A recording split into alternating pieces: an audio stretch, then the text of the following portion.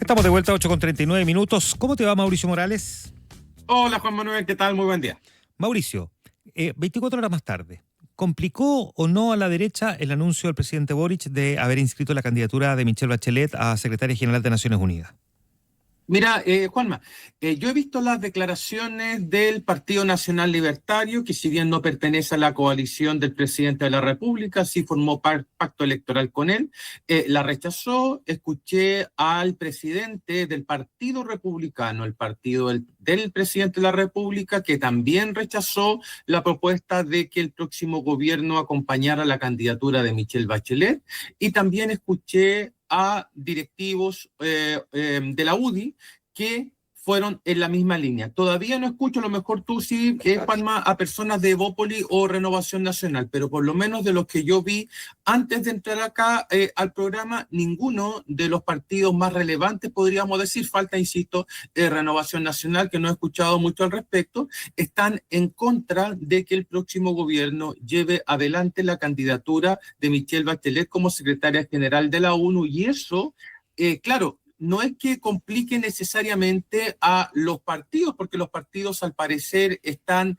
casi unánimemente de acuerdo respecto a no llevar adelante la candidatura, pero sí pone en una situación muy complicada al propio presidente electo, a José Antonio Kast. Él no se ha atrevido a señalar abiertamente lo que piensan sus partidos políticos, y si no es capaz, Juanma, creo yo, de señalarlo antes de entrar al mando, a tomar el poder, ¿cómo lo irá a hacer cuando esté ya con la investidura de presidente de la República? Ahí va a tener que tomar una decisión, y sería muy extraño, no sé cómo lo ves tú, que la candidatura que levantó el gobierno o el Estado de Chile no reciba el aporte, claro, bien digo, el aporte o el respaldo del principal impulsor que en nuestro país. O sea, sería muy curioso que México y Brasil llevaran el estandarte de lo que implica la candidatura de la presidenta Bachelet, y que el gobierno de Chile se quedara atrás, pero la presión, por lo menos yo lo veo así, de los partidos políticos del propio pacto del presidente Kast probablemente lo lleven a realizar ya sea una campaña de brazos caídos o simplemente no respaldar desde un inicio la candidatura de Bachelet. Esto último me parece que sería demasiado extraño, demasiado riesgoso, y a lo mejor va a ser una campaña para perder. Ahora, ¿cuánto podría complicar al presidente electo tener que verse forzado a apoyar la candidatura de Michelle Bachelet con su propio sector? A ver, si es que lo hace Juan Manuel, ahí se va a generar un conflicto no menor, porque va a estar entregándose la señal de que el presidente de la República y su gabinete son una cosa, y que los partidos políticos que respaldan al presidente de la República son otra. Claro, tú me podrías responder tranquilamente de que precisamente de eso se trata, si es que uno analiza la composición del gabinete. Es decir, que el presidente Kast, por una parte, nominó a un gabinete con clara preeminencia de figuras independientes, tanto así que llegado el 11 de marzo, el 80% de ese gabinete va a entrar en calidad de independiente fuera de pacto. Pero por otra están los partidos políticos. Los partidos políticos ya tienen tomada una decisión respecto al derrotero que pueda seguir la campaña de Michelle Bachelet, y si ya se sintieron desplazados por el presidente de la República al momento de nominar al gabinete, veremos qué pasa con las subsecretarías, pero convengamos en que las subsecretarías, las embajadas y las jefaturas de servicios son más premios de consuelo que premios principales, si entendemos por premio principal el acceso al gabinete. Ahora bien, claro, tú me dices, se va a producir un conflicto entre el presidente y los partidos políticos. Eso es evidente, y que los partidos políticos probablemente cobren la factura una vez que les toque el funcionamiento del nuevo Congreso. Pero ahí hay otro tema, Juan Manuel, que lo podríamos ir analizando durante la semana, que es el siguiente. Yo tengo la sensación de que este gobierno, y creo que lo vas a compartir porque te he escuchado en varias oportunidades, Juanma, creo que lo vas a compartir,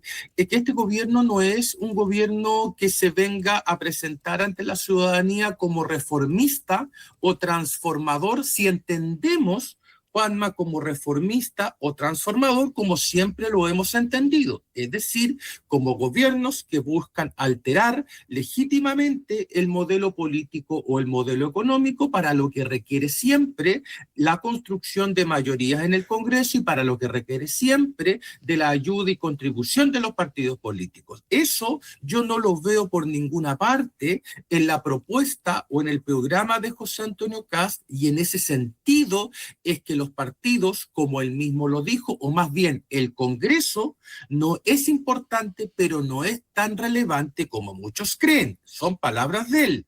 Luego, si es que no va a ser un gobierno reformista ni un gobierno transformador que camine de la mano de los partidos políticos, entonces la única opción que queda es que será un gobierno, como lo hemos dicho en otras oportunidades, de gestión política y gestión administrativa del Estado. Probablemente acá, Juanma, tengamos a los ministros con el mayor minutaje televisivo y a los presidentes de partidos más ausentes desde el retorno a la democracia. Claro, tú me podrías responder tranquilamente, Juanma, oye, pero tener al Congreso o a congresistas con mucho tiempo, es decir, entre comillas, desocupados, dado que podríamos enfrentar cierta anemia legislativa, y eso, congresistas o legisladores con mucho tiempo son peligrosos porque se van a concentrar demasiado en criticar al Ejecutivo. A lo mejor de eso se trata el diseño. Para mí no es un diseño correcto. ¿Sí? Yo siempre he pensado que las democracias y los gobiernos se construyen de la mano de los partidos políticos, pero en este caso a lo mejor estamos leyendo con clave noventera, ni siquiera noventera, con una clave política que nos enseñó este último gobierno, de que sin mayorías legislativas y sin partidos políticos no se puede seguir adelante. En una de esas CAS está proponiendo un diseño distinto que implica forjar su gobierno sobre la base del gabinete, los ministros y subsecretarios, y en ese sentido, y volviendo al punto original, podría eventualmente apoyar la candidatura de Michelle Bachelet, apoyar como sea, puede ser sin tanto entusiasmo como uno podría esperar, y conviviendo eso con la decisión de los partidos que señalan que no quieren apoyar esa candidatura. O sea, podría pasar. Sí. Bajo este diseño, Juanma, bajo el diseño que te acabo de mencionar. Ahora, se entiende. Ahora, efectivamente nadie proyecta que este sea un gobierno particularmente reformista. No vemos un gobierno que vaya, digamos, a atosigar al Parlamento con proyectos de ley. Claro, exactamente. Por eso... cuando discutíamos sobre o cuando hablábamos sobre la necesidad de que el gobierno tuviese mayorías en el Congreso, claro, a todos nos parecía relevante, pero tengo la impresión de que Kast no estaba del todo preocupado respecto a que ese Congreso tuviese las mayorías favorables al gobierno, porque su plan político consistía en enfrentar las ya mencionadas, que lo analizábamos ayer, las emergencias. Y él lo dijo en la campaña, dijo, hay muchas atribuciones que tienen los presidentes y que tienen los ministerios para ejecutar políticas públicas eficaces y eficientes a la hora de encarar esas emergencias. Por lo tanto, el mensaje era muy claro. Mira, si en un principio señaló que el Congreso era importante pero no tan relevante, y a renglón seguido dice que las políticas públicas se pueden implementar desde el gobierno central o desde los gobiernos regionales sin necesidad de pasar por el Congreso, el mensaje para mí es clarísimo. Los partidos son relevantes, pero no tanto. Los políticos son importantes, pero no tanto. Y los presidentes de partidos y las orgánicas partidarias también son importantes, pero no tan relevantes. Dime. Ya, te pregunto ahora respecto de esto. Uno podría entender la estrategia del presidente para mostrar un arco de unidad entre el oficialismo completo, que ha estado bastante resquebrajado, ¿no? A partir de las discusiones sobre la ley Naim Retamal, Venezuela, Cuba, etcétera. Pero hay otro episodio también que, diría yo, podría eventualmente estar resquebrajando todavía más al oficialismo, y es el caso Procultura. Alberto Larraín es una figura evidentemente cercana al Frente Amplio, aunque no exclusivamente al Frente Amplio, también a Claudio Rego, figura también en algún momento muy importante de la histórica Concertación. ¿Cómo miras tú lo que está pasando allí también, donde pareciera que a 37 días de que el gobierno deje el poder, nos terminemos encontrando con que se va de la moneda en medio de un escándalo como el que está sacudiendo también desde la perspectiva de una investigación judicial. Sí, irónicamente, Juanma, este caso abarca la coalición que el presidente Boric a duras penas pudo construir al final. Es decir, abarca desde la democracia cristiana hasta el Frente Amplio.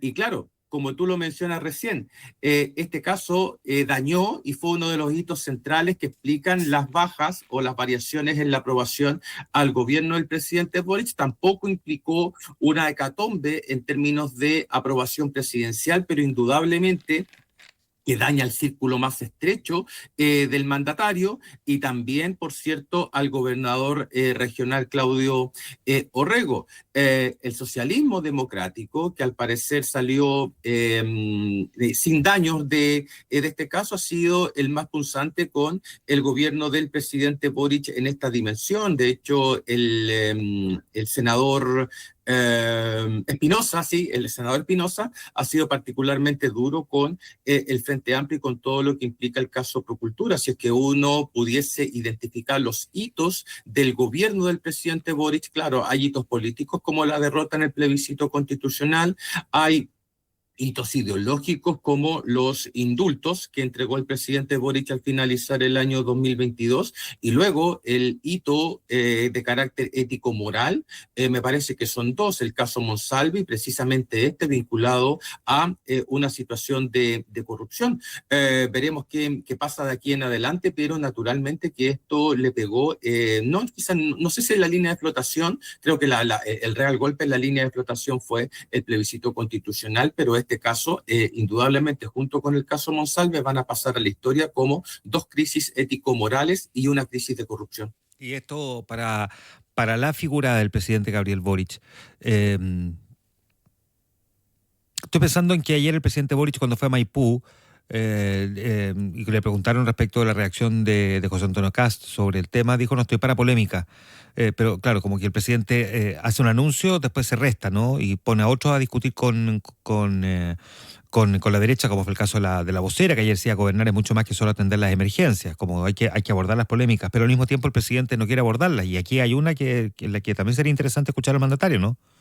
Sí, sería muy importante escuchar al mandatario. Creo que Boric ya está pensando en la salida, ya no quiere entrar más en polémicas, quiere resolver algunas cosas vinculadas a lo que sucedió primero con los incendios, luego con las inundaciones. Ha evitado entrar en una polémica directa con el presidente Kast, directa estoy hablando, ellos tuvieron 3 reuniones. Esa tarea de entrar en conflicto con el presidente electo la han llevado a cabo algunos ministros. El presidente Boric, después de dejar el mando, me imagino que se tratará de convertir en uno de los principales líderes de la oposición, se está guardando para eso. Por ahora quiere mostrar una imagen hasta el final de estadista que es capaz de entregar no solo democráticamente el poder, sino que sin grandes conflictos con la administración entrante. Pero todo esto, Juan Manuel, una vez que lleguemos al año 2028, nos vamos a olvidar un poco. ¿Por qué? Porque el año 2028 ya tenemos elecciones locales, ya tenemos elecciones uninominales, como son las de alcaldes, las de gobernadores regionales, y sabemos que cuando hay elecciones uninominales, particularmente de alcaldes, que son